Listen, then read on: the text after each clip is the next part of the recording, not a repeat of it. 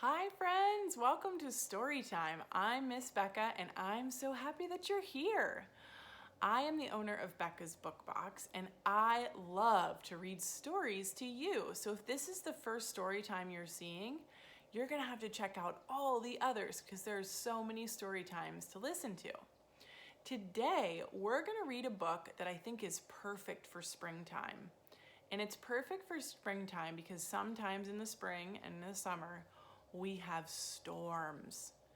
We've already had a few storms where the thunder and lightning are so loud and so bright and it's so windy.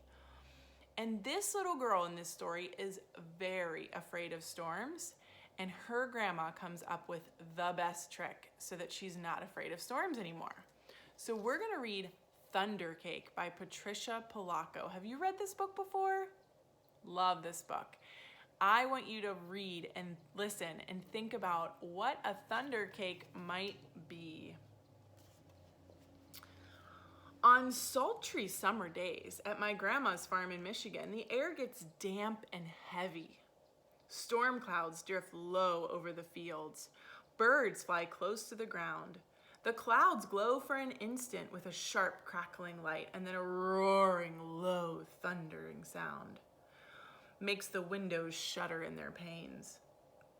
The sound used to scare me when I was little. I loved to go to Grandma's house. Babushka, as I used to call my grandma, had come from Russia years before. But I feared Michigan's summer storms. I feared the sound of thunder more than anything. I always hid under the bed when the storm moved near the farmhouse. This is the story of how my grandma, my babushka, helped me overcome my fear of thunderstorms. Grandma looked at the horizon, drew a deep breath, and said, "This is thunder cake baking weather, all right. Looks like a storm is coming to me."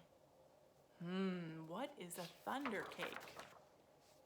"Child, you come out from under that bed. It's only thunder you're hearing," my grandma said.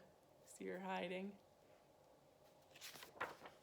The air was hot, heavy, and damp. A loud clap of thunder shook the house, rattled the windows, and made me grab her close.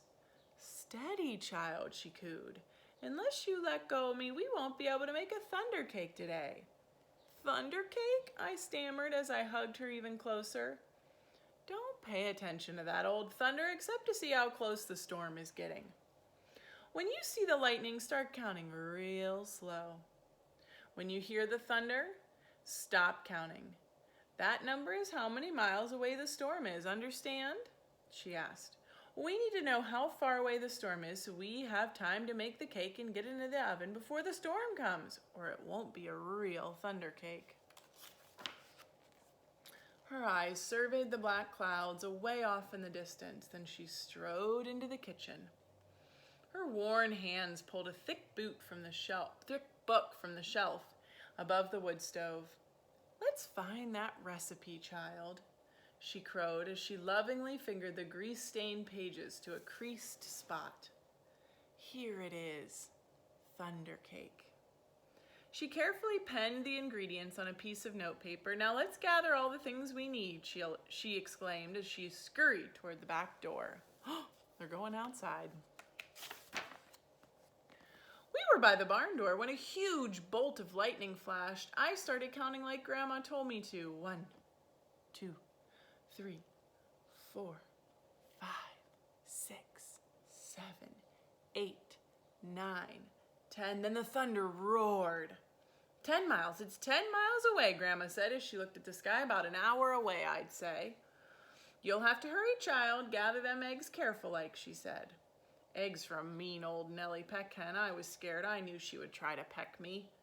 "I'm here. She won't hurt you. Just get them eggs," Grandma said softly. The lightning flashed again. 1, 2, 3, 4, 5, 6, 7, 8, 9, I counted. 9 miles, Grandma reminded me. Milk was next. Milk from old Kick Cow. As Grandma milked her, Kick Cow turned and looked mean right at me.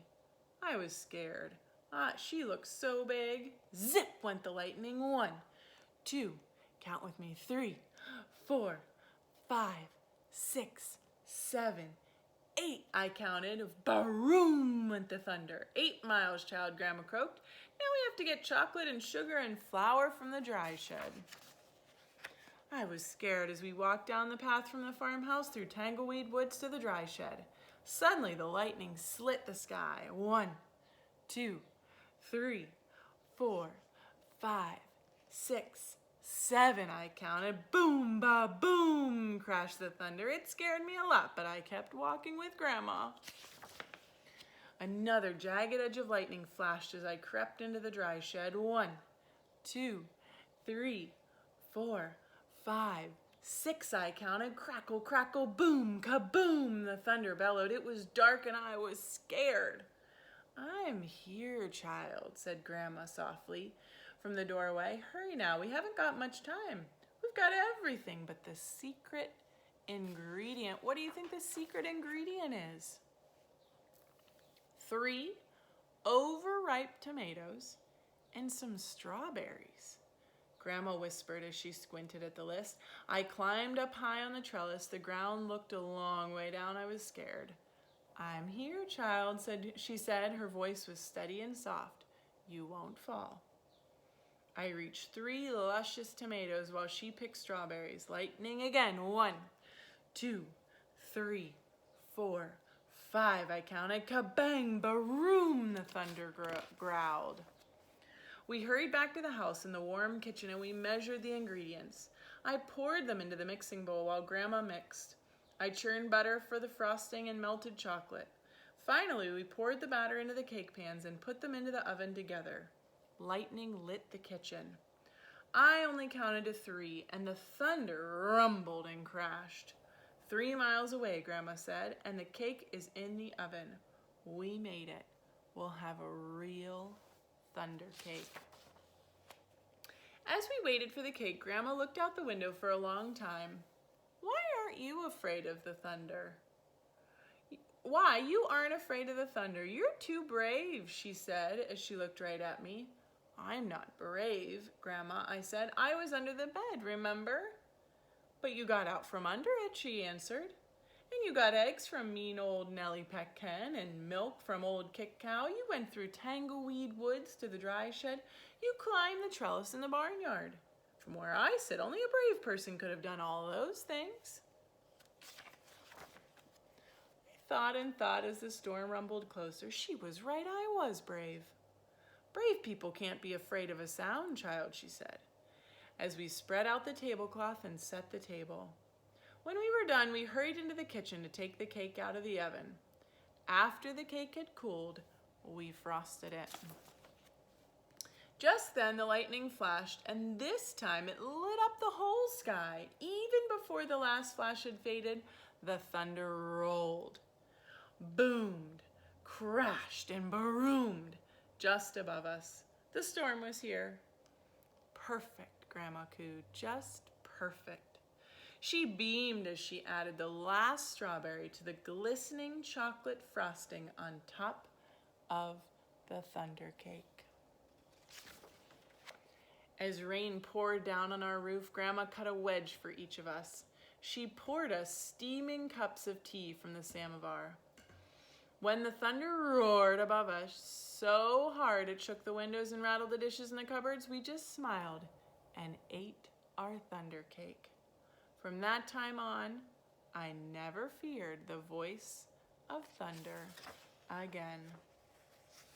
Now, if you want to make your own thunder cake, I'll try and get it nice and close. You can pause it and see what exactly is in a thunder cake. Gotta have those special ingredients though. So maybe the next time a storm comes, if it's not too late at night, you could make a thunder cake.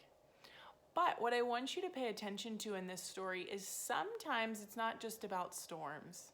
Sometimes there's something we're afraid of, whether it's the dark or going to bed or anything. And we could come up with something that makes us feel better. And what she did in this story was Grandma got her really busy when she was feeling scared, so she couldn't pay attention to how scared she was feeling. and they busied themselves while the storm came with baking a thunder cake. And they made something really good out of something pretty scary for the little girl. So I want you to think about that next time you're feeling scared of something. Thank you so much for reading with me today. I can't wait to see you next time.